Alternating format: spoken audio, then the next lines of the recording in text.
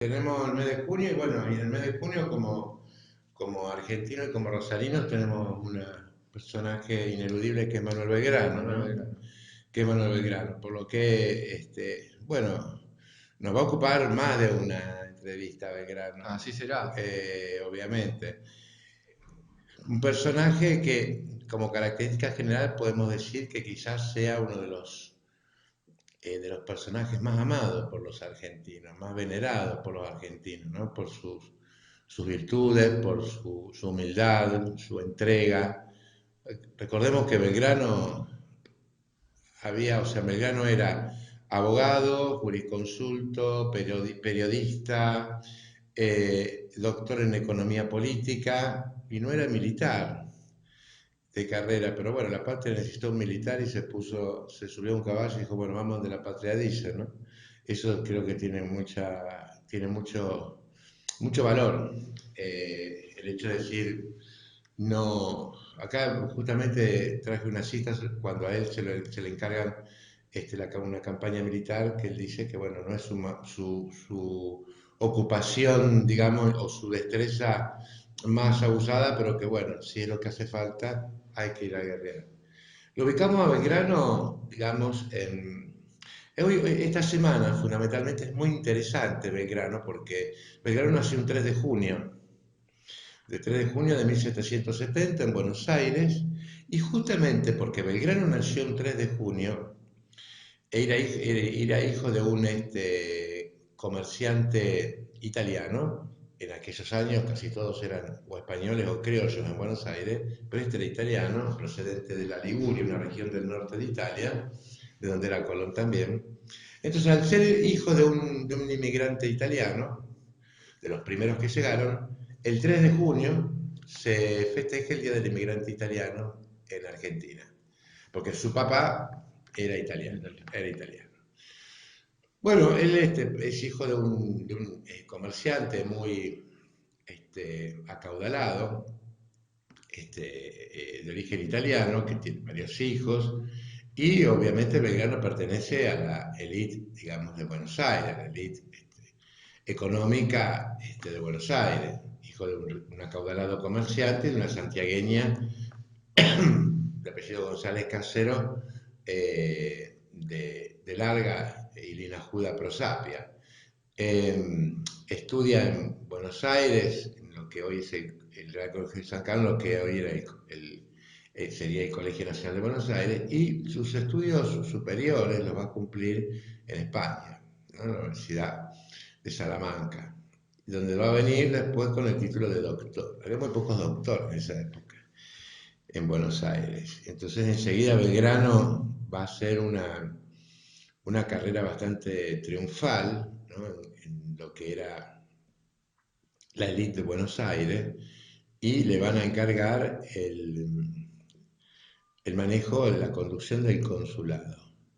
¿Qué era el consulado en la época de la colonia? El consulado de España era una institución que tenía como misión específicamente, digamos, toda la cuestión económica, la cuestión del comercio, el comercio con España, ¿no es cierto? Los puertos controlados, el puerto de Buenos Aires controlado por España, la cuestión también entre criollos y españoles, o sea, tenía a su cargo, digamos, todo lo que eran las relaciones políticas entre la corona española y Buenos Aires y entre los mismos miembros de la comunidad, entre los mismos porteños y españoles, o sea, los criollos y los españoles. Él lo ponen a cargo del Consulado de Buenos Aires y hace una buena obra, o sea, una buena gestión, crea la primera escuela de comercio que tiene Buenos Aires, la crea Belgrano, y también la primera escuela de arquitectos y geómetras, que después la cierran porque, según la autoridad española, era demasiado lujo para una colonia tener una escuela de comercio, mantener una escuela de comercio y una escuela de diseño marítimo, de naves y de geómetras. Pero al poco tiempo de llegar, Belgrano tiene que enfrentar, todos tenemos que enfrentar lo que son las invasiones inglesas de 1806, de 1807. Y él tiene una actitud muy valiente, porque cuando los ingleses llegan por primera vez, bueno, ahí entre gallo y medianoche se crea el primer ejército de patricios argentinos y él toma un lugar ahí, pero a la apurada, digamos, sin tener ninguna formación de nada. Se puso a disposición de la patria. Se puso a disposición de la patria, bueno, están los ingleses, pero cuando los ingleses, digamos, amenazan, toman Buenos Aires, en general, ante la supremacía, digamos, digamos tecnológica, se puede decir, en cuanto a armamentos de guerra y qué sé yo de los ingleses, los criollos nuestros de Buenos Aires se rinden. Y Belgrano se enoja mucho con esta rendición así incondicional de Buenos Aires y prefiere irse a Montevideo. Es decir, no aceptar esa rendición sin poner oposición. Y se va muy enojado con los porteños. Bueno, nos hacen un pequeño asuste y ya no ponemos armas. Ya en la segunda invasión inglesa, en 1807, bueno, a los ingleses no les va nada bien y Belgrano tiene un lugar mucho más destacado dentro del cuerpo de patricios. Pero vamos a ver que Belgrano, digamos, su exordio, su aparición histórica más importante, más relevante, la va a tener con 1810, ¿no es cierto? Cuando la constitución de la primera junta, ¿no? Que va a ser no solamente un vocal, sino que también, o sea, no va a ser solamente miembro de la primera junta, sino que va a ser vocal de esa junta. O sea, va a tener un lugar, mejor un secretario, perdón, secretario de la Junta, presidente Cornelio Saavedra y secretario Juan José Paso y Manuel Belgrano. Justamente a todo eso ayudaba que sabían que él era una persona que muy docta, realmente muy preparado, realmente un docto, y bueno, hacían falta personas de esa categoría intelectual para comenzar una empresa como era esta de empezar a ver quiénes éramos y cuál era nuestro lugar en el mundo. Y bueno, Manuel Belgrano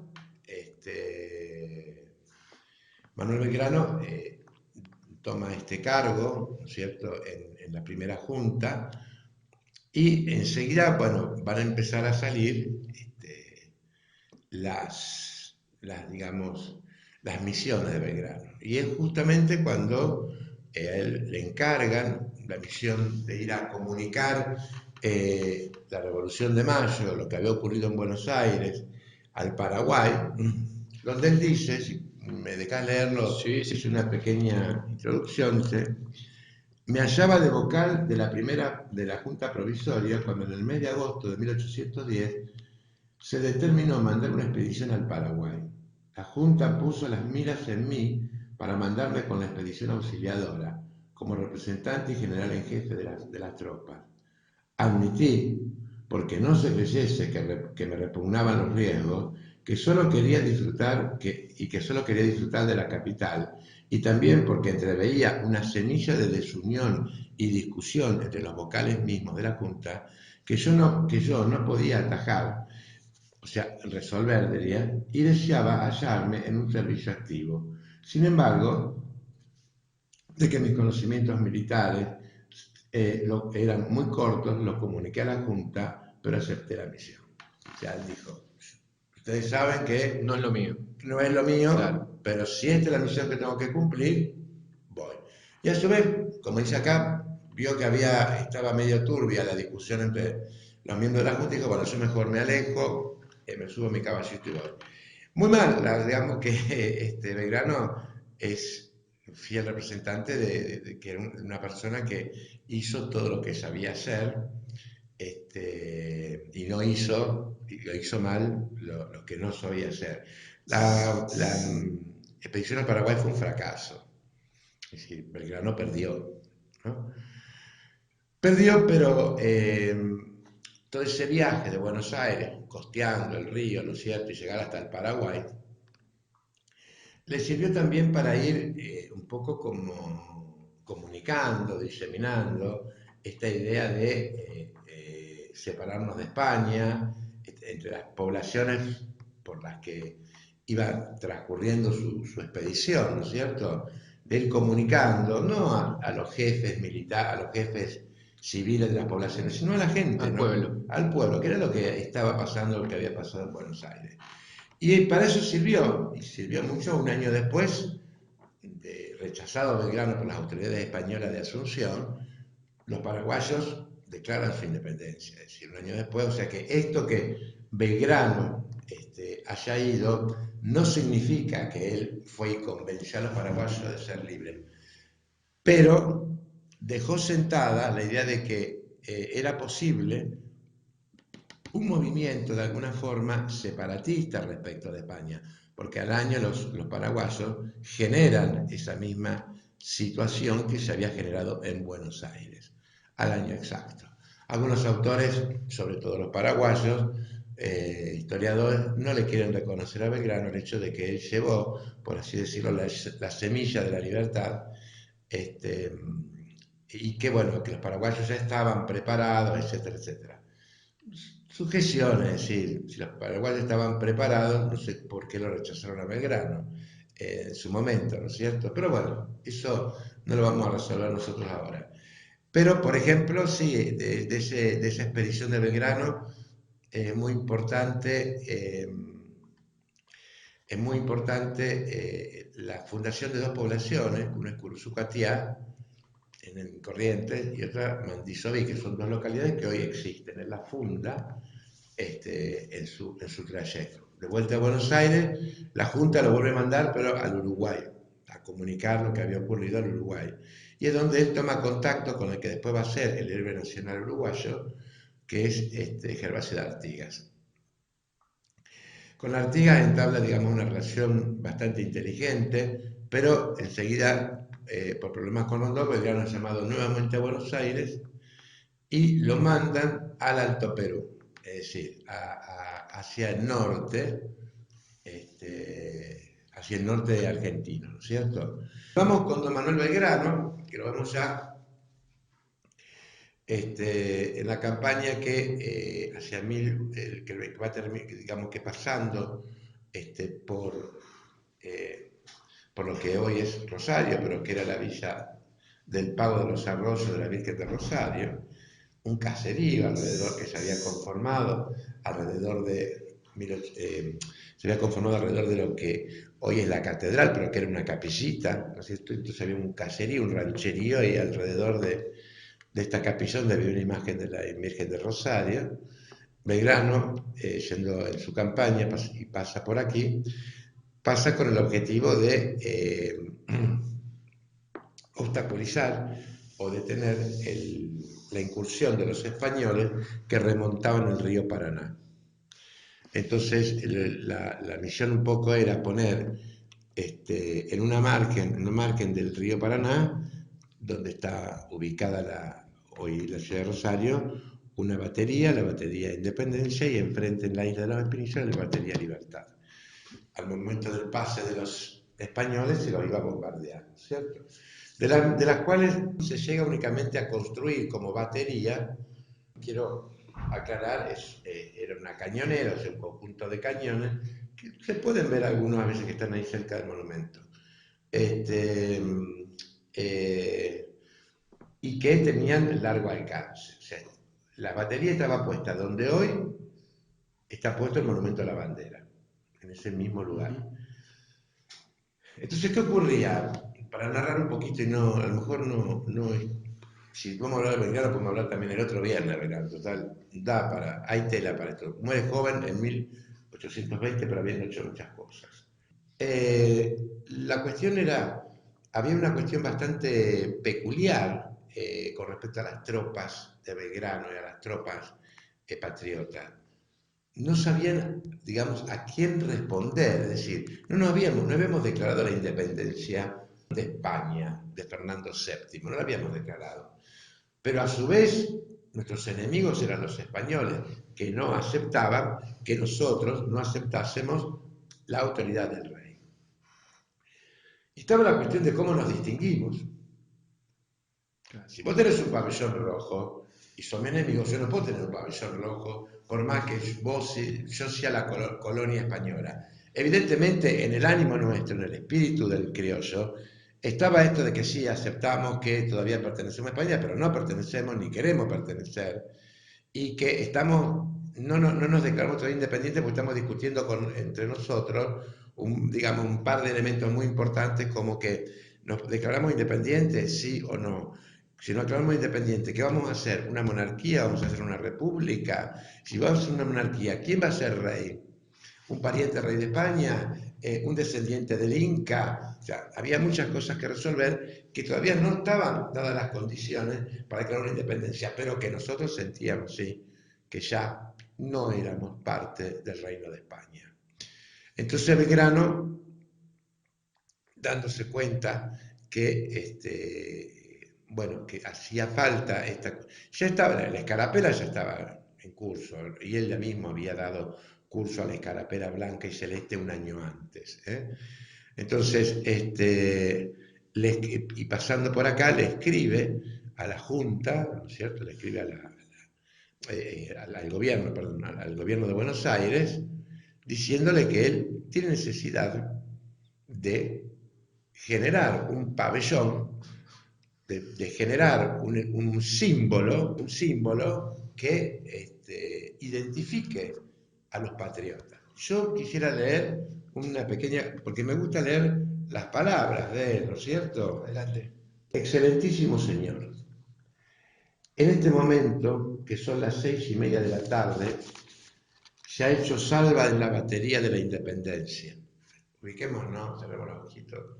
Estamos en la batería, en el lugar donde está el monumento a la bandera, perdón, Belgrano a las 6:30 de la tarde reúne a la tropa y a la población. Y queda con la dotación competente para los 3 cañones que se han colocado, las municiones y guarnición. Volvamos. Tenemos la capillita, que es de la catedral, detrás de la capillita los 3 cañones, ¿no es cierto? Perfecto.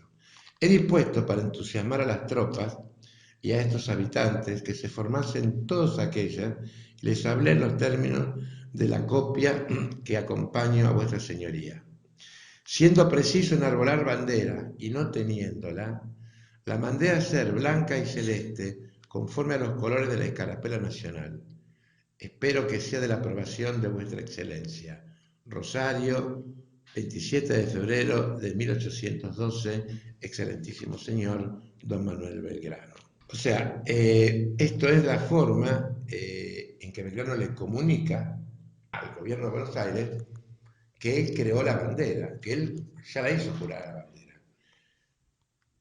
Por una cuestión de tacto político, el gobierno de Buenos Aires no se la acepta. No se la acepta y la manda a que la guarde. Que guarde esa bandera. Esa bandera no tiene que flamear. ¿Por qué? ¿Por qué? ¿Por qué? Porque el gobierno estaba esperando a ver qué pasaba en España. Si en España el rey, que era prisionero de Napoleón, volvía a su trono y volvía con todas las ganas y los deseos de decir voy a recuperar las colonias americanas, no se querían jugar tan decididamente decir somos tan independientes que tenemos escarapela, tenemos bandera, tenemos gobierno patrio. Si eso sucedía, Argentina estaba muy en desventaja de no poder colonizarse.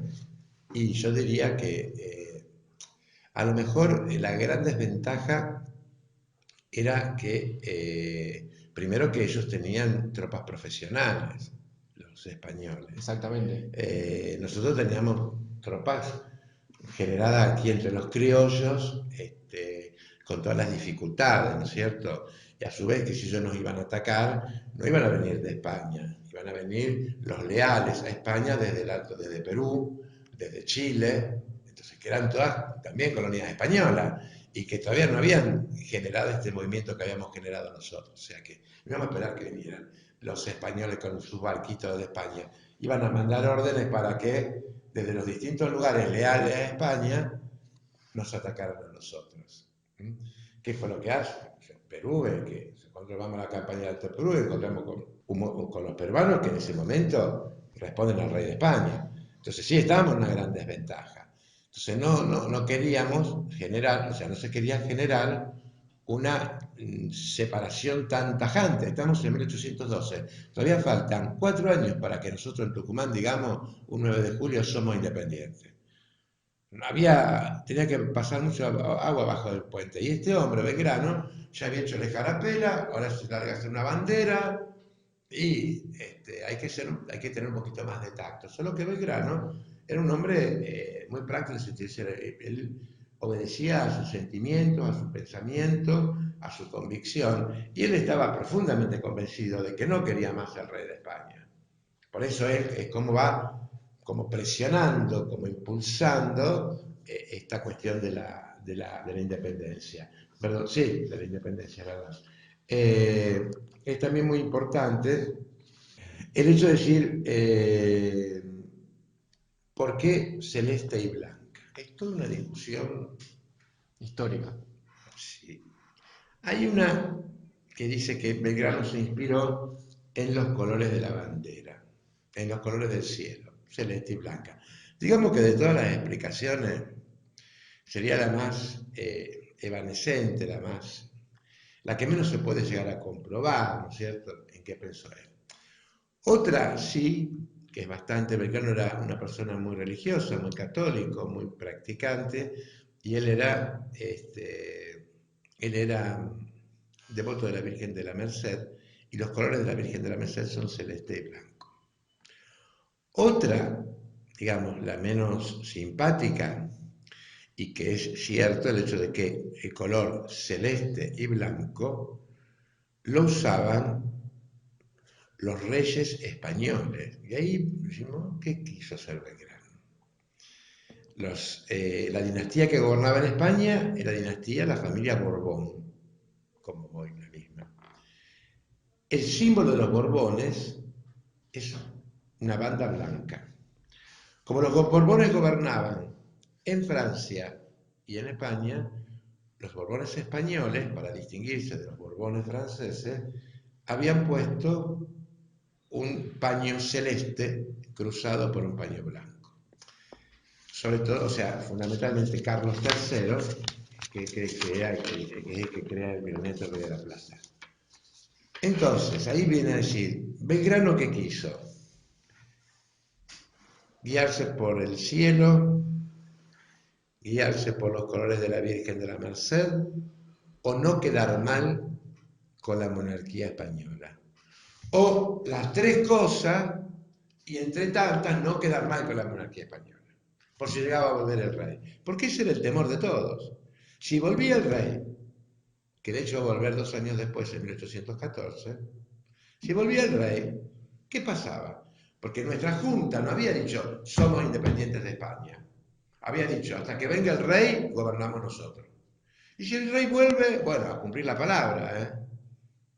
Era seguro de sí mismo, pero no tonto. Claro, o sea, vos dijiste que era hasta que el rey volviera. Y si el rey vuelve, ¿qué hace? Todo esto que fuimos avanzando durante todos estos años, de llevar la idea de libertad a los otros territorios, de crear la escarapela, de crear la bandera, ¿qué hacemos con todo esto que generamos nosotros como identidad nacional? Los primeros pasos de nuestra identidad nacional. Lo vamos a guardar y decir, bueno, nuevamente viva España. Nadie sentía ese viva España. Ese viva España ya había sido totalmente erradicado, al menos por nosotros los criollos, no digo por los españoles que vivían acá, pero los criollos ya no querían depender de España, pero no se atrevían a decirlo o a asumirlo totalmente como una realidad, porque había que ser muy cautos. O sea, si el rey volvía y generaba todo un movimiento de reconquista de esos territorios en América del Sur, y nos íbamos a ver en seria figurilla nosotros. De todas formas, Belgrano, ¿qué hace? Belgrano hace esa bandera, hace curar la bandera. Por aquí yo creo que tenía, digamos, el juramento que él toma en realidad no es un juramento, sino que él le pide fidelidad, ¿no es cierto? Y hace un juramento por el viva la patria. ella habla de patria cuando hace jurar la bandera. Dice, repetir conmigo, viva la patria. Es muy importante, nosotros que somos aquí de esta zona, recordar algunas cositas, ¿no? Este es el juramento que toma Belgrano. Soldados de la patria. Está hablando de la patria, no está hablando de la colonia, de la patria. En este punto hemos tenido la gloria de vestir la escarapela nacional. Habla de escarapela nacional. Ella se siente parte de una nación que tiene su propia escarapela, que ha designado nuestro excelentísimo gobierno. En aquel, la batería de la independencia, nuestras armas aumentarán las suyas. Juremos vencer a nuestros enemigos interiores y exteriores, y la América del Sur será el templo de la independencia y de la libertad. A mí que no me digan que este hombre no estaba convencido de que no quería saber más nada con España. Dice que la América del Sur, la América del Sur es el templo de la independencia y de la libertad. En fe de que así lo juráis, decid conmigo, viva la patria. Yo creo que es casi una declaración de independencia. Le está diciendo nosotros que tenemos nuestra bandera, juremos por la bandera, juremos por la libertad, habla de los enemigos interiores y exteriores. Evidentemente hay una separación ideológica concreta en las palabras de Belgrano en el momento en que al pueblo de Rosario, al pueblo de Rosario y a las tropas que estaban aquí apostadas, yo supongo que en total no habría más de 300 personas, 400 personas, pide ese juramento. Y por aquí cerca hay un pueblo que se llama Maciel, ¿no? Bueno, esto es en honor, digamos, a la persona al primero que enarboló la bandera y que hizo la bandera, que se llamaba Cosme Maciel, y que después fue soldado de Belgrano. Y hay un relato de la época donde una persona de ser muy, muy, muy pequeño, sobre fines del 1800, recuerda que era muy pequeño cuando fue este hecho, y narra, allá por 1880, por ahí, él recuerda que él estaba presente y que la bandera era que tenía una franja blanca arriba y una celeste abajo. Esa era la bandera, y que fue enarbolada en un tronco, en un árbol. No había mástil. Lo que hicieron fue subirla al tronco, al árbol más alto, y ahí es donde la juraron. Gracias también a esta indicación de este hombre y de otros, se pudo determinar que el lugar que hoy ocupa el Monumento a la Bandera es el lugar donde estaban puestos estos 3 cañones, esta batería, ¿no es cierto?, que a la espera del paso de los españoles. Con Carlos Baba, esto es 341 Radio, por la 8.